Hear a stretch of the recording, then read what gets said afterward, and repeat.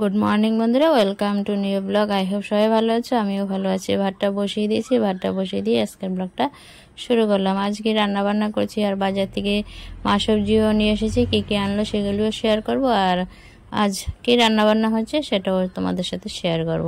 তো প্লিজ একটা লাইক দিয়ে ভিডিওটা দেখা শুরু করো। তো বন্ধুরা দেখো, বাজার থেকে এই যে 2 আটি ডাটা এনেছি, আর ডাটার পাতাগুলি বেশ ফ্রেশ আছে। শাক করব পাতাগুলি দিয়ে। আর করলা, ঝিঙ্গে আর আলু এনেছে। দেখো, কাপড় কাচে 2টা সাবান এনেছে, টেলিভিশন সাবান। মাছও এনেছে এই যে রুতের নলা। মাছগুলি কাটা আছে, এখন ধুয়ে নেবো আর কি। তো চলো কাটাকুটি করে নিয়ে তারপর আবার আসছি ফিরে। তো বন্ধুরা, ঘরে ছিল পটল কেটে নিয়েছি। আজ সর্ষে পটল রান্না করবো বলে এই যে পটলগুলি খোসা ছাড়িয়ে নিলাম। এখন ভালো করে ধুয়ে নেবো। এই যে মাঝখানে একটুখানি চিড়ে নিলাম। সর্ষে পেস্ট দিয়ে সর্ষে পটল রান্না করব। তো সর্ষে পটল রেসিপিটা তোমাদের সাথে আগে শেয়ার করে নিয়েছি, আজ আর শেয়ার করব না।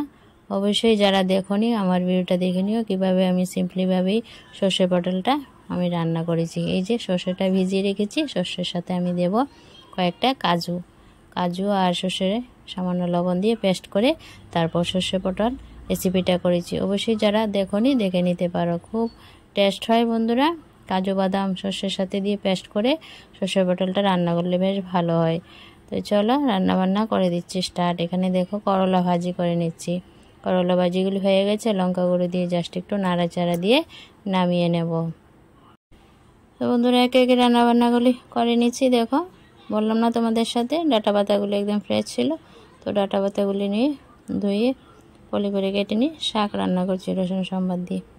বেশ ভালো লাগে রসুন সম্বাদ দিয়ে শাক ভাজা করলে। এর তো রান্নাবান্না কমপ্লিট। মাছের ঝোল করেছি ডাটা আলু দিয়ে। তো আর কি রান্নাবান্না হলো চলো সেগুলি একটু শেয়ার করে নিই। আজ রান্নাবান্নাগুলি তোমাদের সাথে শেয়ার করলাম। এই যে করলা ভাজি হয়েছে, আর এই যে শাক ভাজা হয়েছে ডাটা পাতা আর মাছের ঝোল, আর হয়েছে সর্ষে পটল। তো প্লিজ সর্ষে পটল রেসিপিটা অবশ্যই না দেখে থাকলে দেখে নিও। আর রান্নাবান্না তো কমপ্লিট। আজকের মতন বাই বন্ধুরা, ভালো থেকো সবাই, টাটা।